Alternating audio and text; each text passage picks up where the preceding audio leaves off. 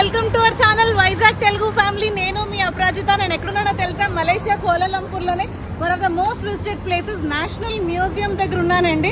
So మేము museum లోపలికి enter అయిపోతున్నాం. ప్రస్తుతానికి ఇది ఎంట్రన్స్ అనమాట. మీరు వీడియో లాస్ట్ వరకు చూసినట్టయితే మలేషియా యొక్క హిస్టరీ అలాగే మేము లోపల ఏమి ఎక్స్ప్లోర్ చేసామో తెలుస్తుంది. సో లేట్ చేయకుండా మ్యూజియంలోకి వెళ్ళిపోదాం రండి.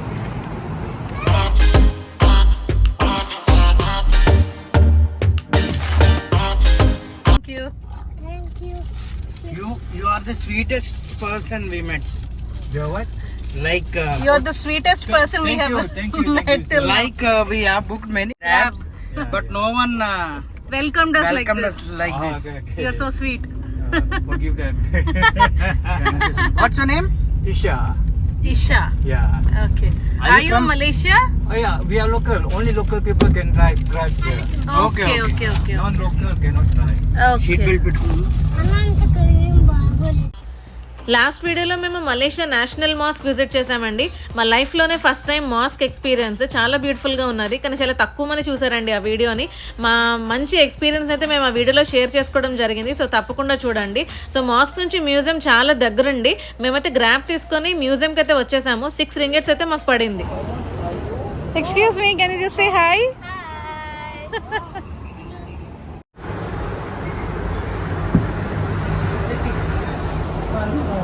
20 ఇచ్చే చెప్పు.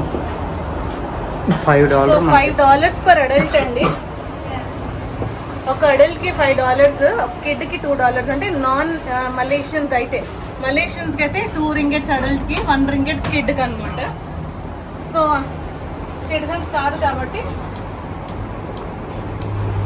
Closing time 5 o'clock. టికెట్స్ ఉంచేసి టికెట్స్ చూపించు.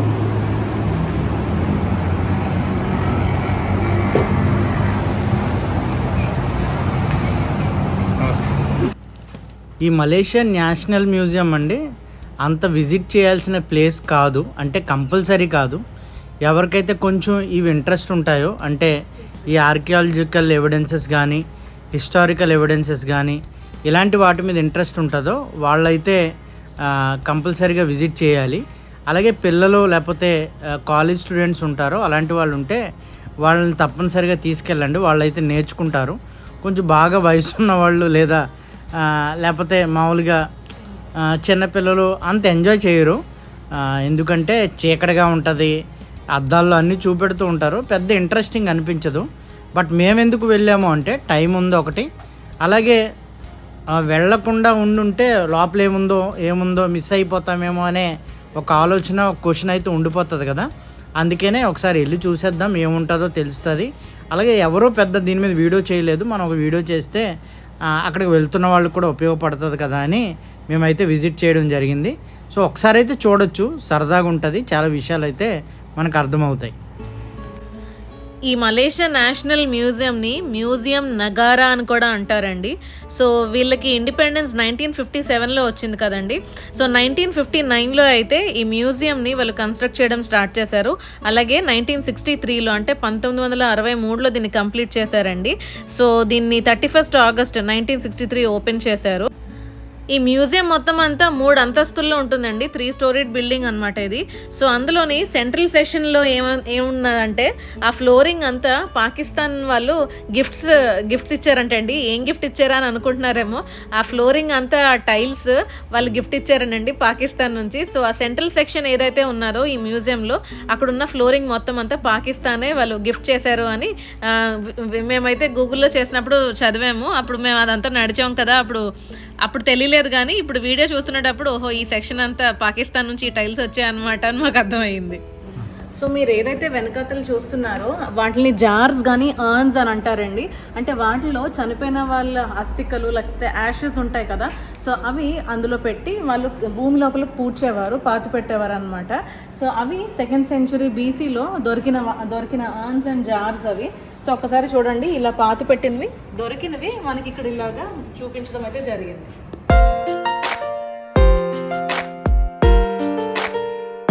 ఇప్పుడు డిఫరెంట్ రిలీజియన్స్ పలు రకాలుగా ఏమంటారు క్రిమేషన్ అనేది చేస్తారు కదండి. అంటే భూస్థాపన అంటారు కదా, చనిపోయిన తర్వాత పూడ్చిపెట్టడం. సో ఇందాక చూసిందేమో జార్స్లో అంటే మట్టి కుండల్లో వాటిని దాయడం. ఇదేమో చూడండి, ఏదైతే చెక్కలు ఉంటాయో లేకపోతే చెట్టు మ్రాళ్ళు ఉంటాయో వాటిని చక్కగా మనిషి పట్టేటట్టు తొలిచి ఆ చెక్కలను ఇదిగోండి ఇక్కడ ఇచ్చాడు మీకు చూడండి, ఇలా తొలిచి వీటిలో బాడీస్ని పెట్టి చనిపోయిన వాడిని పెట్టి పూడ్చిపెట్టే కార్యక్రమం అనేది వాళ్ళు చేసేవారు. సో అలాంటిది ఒకటి ఇక్కడ ఉంది, అదే ఇది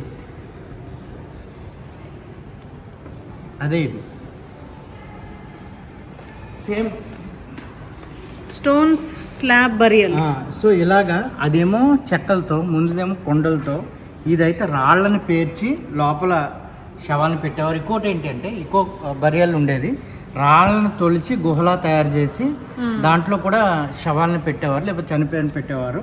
ఇదైతే బాడీని పెట్టి రాళ్ళ కుప్ప చుట్టూరు వేశారు. అది ఇది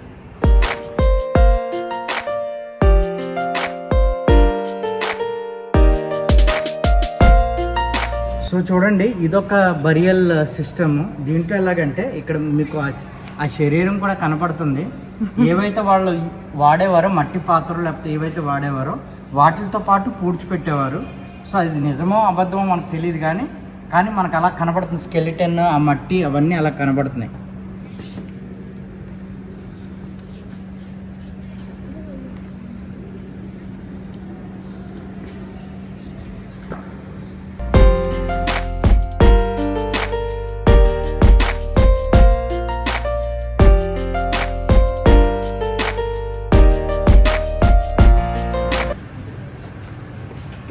చూడండి, ఇవి ఐరన్తో చేసిన ఆయుధాలు అంటారో లేకపోతే iron implements popularly called Tulang Mawas. చూడండి, గొడ్డలు లాంటివి, చిన్న కత్తి లాంటివి, కొడవలు లాంటివి ఐరన్తో చేసినవి.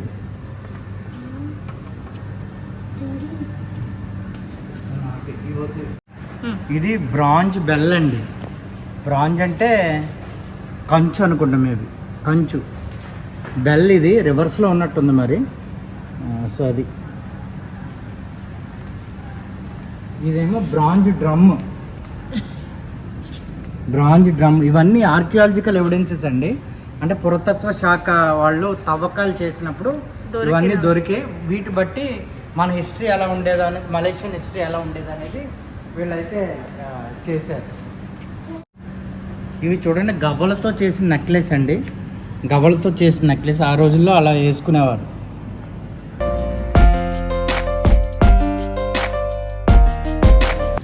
స్టోన్ బ్రేస్లెట్ అండి, స్టోన్తో చేసిన బ్రేస్లెట్స్ చేతులకు వేసుకుంటారు కదా, అవి కడియాలు. ఇవి గవ్వలతో అలాగే స్టోన్స్తో చేసిన ఇయర్ రింగ్స్ అండి, చెవులకు పెట్టుకునేవి.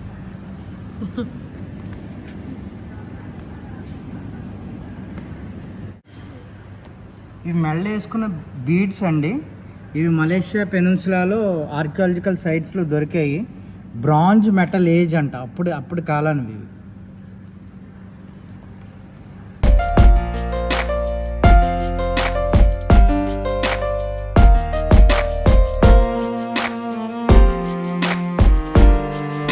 ఇది పెరెక్ మ్యాన్ అంటారండి. సో ఆయన్ని ఆర్కియాలజికల్ ఎవిడెన్స్లో డిస్కవర్ చేశారు. అంటే క్రౌచ్ పొజిషన్లో ఈయన బరియల్ చేశారంట. ప్లస్ ఈయన బరియల్ చేసినప్పుడు సో అవన్నీ ఇస్తున్నారు చూడండి, అక్కడ వీడియోలో ఇస్తున్నారు. సో ఈయన బరియల్ చేసినప్పుడు క్రౌచ్ పొజిషన్లో, అంటే క్రౌచ్ అంటే ఇలా ముడుచుకున్నా ఆ పొజిషన్లో బరియల్ చేశారు. సో 10,000 years ఓల్డ్ అని అంటున్నారు. సో 40 to 45 years ఓల్డ్ ఈ ఏదైతే బాడీ ఉందో. ఇవన్నీ ఇది రెప్లికా అండి, ఒరిజినల్గా వేరే దగ్గర ఉంటుంది. సో మనకైతే పెయింట్స్, బ్రషెస్, పెన్స్ ఉన్నాయి కదండి. ఇదివరకు అంటే 4-5 years బ్యాక్, 1000 years బ్యాక్ కేవ్స్లో స్టోన్స్ మీద డ్రాయింగ్స్ వేయాల్సి వచ్చినప్పుడు ఈ బొగ్గునైతే వాడేవారు. ఇదిగోండి చార్కోల్, అలాగే డై అంటే ఏవైతే కలర్స్ ఈరోజు వాడుతున్నామో సో వీటి నుంచి వాడేవారు. ఇదిగోండి అవి ఎలా తీసేవారో కూడా అరగదీసేవారు చూడండి. ఇలా అరగదీసి ఆ డై తయారు చేసుకునేవారు. ఆ స్టోన్స్ ఇవి ఇదిగోండి అరగదీసి దాంట్లో వాటర్ కలిపి వేసేవారు. అంటే చిన్న టైప్ శనికాయల్లో ట్రైపాడ్, క్లే పాట్ అంటండి. ట్రైపాడ్ అంటే 3 మన ట్రైపాడ్కి ఎలాగైతే 3 స్టాండ్లు ఉంటాయో అలా ఉన్నాయి.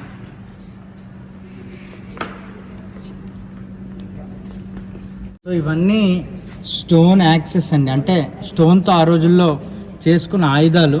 హంటింగ్ కోసం కానీ, లేకపోతే వాళ్ళ ఫుడ్ కోసం కానీ, మీట్ కట్ చేయడం కోసం కానీ, తవ్వుకోవడానికి కోసం కానీ, ఫార్మింగ్ కోసం కానీ. ఇదిగోండి చూడండి, గొడ్డలు లాంటివి అవి వాళ్ళు ఎలా తయారు చేసుకున్నారో భలే ఉన్నాయి. కొన్ని ఎముకలతో, కొన్ని స్టోన్స్తో చేసుకున్నారు. ఇది వాల్కానిక్ యాష్ అంటండి, అంటే వాల్కానో జరుగుతారు కదా, దాన్ని ఏమంటారు, విస్ఫోటనం అంటారా, పేలడం, అది అయిన తర్వాత సో అక్కడ దొరికిన యాష్, బూడిద. స్కెలిటన్స్ అండి, స్కల్, హోమోసేపియన్ స్కల్, అంటే మన హ్యూమన్స్ది. ఇది దాని రెప్లికా, ఇది ఒరిజినల్, ఇదైతే replica. It was found in Gua Cha అంట, 8,000 years బ్యాక్ది. ఇది కూడా హోమోసేపియన్ స్కల్. ఇది 40,000 years నియా కేవ్స్ సరావాక్ అక్కడ దొరికిందంట. 5 lakh years. 5 lakh years. ఇది హోమో ఎరెక్టస్ స్కల్ అంట. అమ్మో, ఆ టీత్ చూడండి ఇంకా ఎలా ఉన్నాయో, మంకీ లాగా. Homo erectus replica, Java man అంటారంట.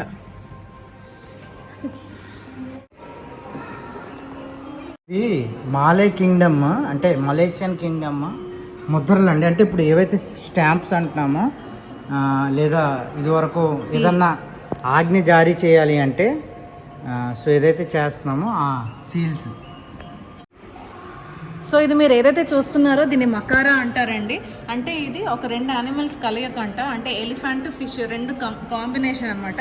యూజువల్లీ ఈ రెండిటిని పెయిర్స్ లాగా చూపిస్తారంట. సో ఇది 7th century ADలో మనకి ఈ సింబల్ అది ఎక్కువగా కనిపించేది. సో నా వెనకాతలు ఏదైతే పడవ కనిపిస్తుందో ఇది 100 years బ్యాక్ దంటండి. సో దీన్ని బటూ ట్రీ నుంచి తయారు చేశారంట. దాంతోపాటు స్టీల్ కలిపి ఆ యాక్స్తో దీన్ని అయితే చెక్కారంటండి. ఇది ఎక్కువగా గూడ్స్ ఇటు అటు ఇదిగోండి ఏవైతే ఉన్నాయో ట్రేడింగ్ కోసం వాడేవారంట. 100 సంవత్సరాల చరిత్ర ఉన్నదండి ఈ బోట్కి. చాలా పొడుగుంది లోపలికి. దాని వీడియో ఇస్తున్నాడు. ఓకే, దాని వీడియో. ఈ మ్యూజియం ప్రత్యేకించి మలేషియా యొక్క చరిత్ర లేదా హిస్టరీ తెలియడానికి, మలేషియా ఎలా ఫామ్ అయింది, సో వాళ్ళు ఏ పరిస్థితులు గుండా ప్రయాణించారు, వాళ్ళ వస్త్రధారణ ఏంటి, వాళ్ళు ఎలా తినేవారు, ఎలా ఉండేవారు, వాళ్ళ రాజరిక వ్యవస్థ ఏంటి, ఇవన్నీ తెలియడానికి వీళ్ళు ఈ మ్యూజియం అయితే ఏర్పాటు చేశారండి. సో ఇవన్నీ ఆ మలేషియా హిస్టరీ అంతా మనం ఈ వీడియో చూడడం వల్ల, అక్కడికి వెళ్ళడం వల్ల తెలుసుకోవచ్చు. ఇంకా చాలా ఉంది, మేము చాలా షూట్ చేసాం, కానీ అవన్నీ చెప్పడానికి ఏం చూసామో కూడా గుర్తులేదండి. కాబట్టి అవన్నీ చెప్పడానికైతే మాకైతే టైము సరిపోలేదు. ఇది golden flower, symbol of friendship అంట. ఇది అప్పట్లో ఇచ్చిపుచ్చుకునేవారంట గిఫ్ట్స్గా. మ్యూజియం నుంచి బయటికి రాగానే మాకు కొన్ని వింటేజ్ కార్స్ అయితే కనిపించాయండి. అందులో ఈ రోల్స్ రాయిస్ కార్ ఒకటి. ఎప్పుడు వీడియోస్లో లేకపోతే ఫొటోస్లో తప్ప ఇలా దగ్గర నుంచి చూసిన ఎక్స్పీరియన్స్ ఎప్పుడు లేదండి. మాకైతే చాలా థ్రిల్లింగ్గా అనిపించింది. కానీ ఒక చిన్న షెడ్ వేసి దాని అలా బయట ఉంచేసారండి. సో మేమైతే కొంతసేపు అలాగా ఆ రోల్స్ రాయిస్ కార్ని దగ్గర నుంచి చూసి చక్కగా ఎంజాయ్ చేసి అలా మళ్ళీ మేము బయటకైతే వచ్చాం. మాకైతే చాలా బాధగా ఉన్నదండి. లాస్ట్ డే ఇన్ మలేషియా చెప్పాలంటే ఇక్కడతో అయితే వీడియోస్ క్లోజ్ అయిపోయినట్టే. కానీ మీకు ఒక గుడ్ న్యూస్ ఏంటంటే stay tune for Malaysia series 2 అండి. సో బ్యూటిఫుల్ ఎక్స్పీరియన్స్ అయితే మాకు ఈ మలేషియాలో అయ్యింది. మేము చక్కగా ఉన్నన్ని రోజులు చాలా బాగా ఎంజాయ్ చేసాము. ఐ హోప్ మీకు కూడా మా సిరీస్, మలేషియా సిరీస్ అన్ని నచ్చాయని అనుకుంటున్నాం. ఒకవేళ వీడియోస్ చూడకపోతే తప్పకుండా చూడండి. You will truly enjoy. So finally Malaysia visiting అయితే అయిపోయింది. బ్లాగ్స్ అన్నీ అయిపోయాయి. ఒక రకంగా అంటే ఫోన్కి సెలవు ప్రకటించేస్తాము. ఇప్పుడైతే షాపింగ్కి వెళ్తాము. అది ఇంకా వీడియో చెయ్యం మ్యాక్సిమమ్, ఎందుకంటే టైం లేదు. రేపే మా జర్నీ. రేపు ఈవినింగ్ 7 o'clock, కానీ మా చెక్అవుట్ టైం ఏమో 11 o'clockకి. సో 11 o'clock బయటకు వచ్చేయాలి. మరి వీళ్ళు ఏమంటారో చూడాలి, చూద్దాం. ఆగండి లాస్ట్ డే అన్నాం కదా అని వీడియోస్ ఇక్కడితో అయిపోయాయి అనుకున్నారు. ఇంకా 2 వ్లాగ్స్ ఉన్నాయండి. అలాగే మీకు ప్రామిస్ చేసినట్టు మలేషియా ఫుల్ టూర్ ఒకటి, అలాగే గ్రాబ్ ఒకటి తప్పకుండా మేము ఆ వీడియోస్తో అయితే వస్తామండి. సో ఇంకా 4-5 వీడియోస్ అయితే మలేషియా సిరీస్లో రాబోతున్నాయి. So stay tune for those amazing videos. So ఇప్పటి వరకు మీరు మా ఇచ్చిన సపోర్ట్కి చాలా థ్యాంక్స్ అండి. చాలామంది చాలా పాజిటివ్గా రెస్పాండ్ అవుతున్నారు అండ్ కొన్ని సజెషన్స్ ఇస్తున్నారు. మేము అన్నీ కరెక్ట్ చేసుకుంటున్నామని అనుకుంటున్నాము. సో మీకు కానీ మళ్ళీ ఇంకోసారి చెప్తున్నాను, మా ఫ్యామిలీ నచ్చినట్టయితే ఒక హార్ట్ ఇవ్వండి. అలాగే మీకు ఏది వీడియోలో బాగా నచ్చిందో కింద కమెంట్స్లో తెలియచేయండి. Thank you so much. Till then bye bye, take care.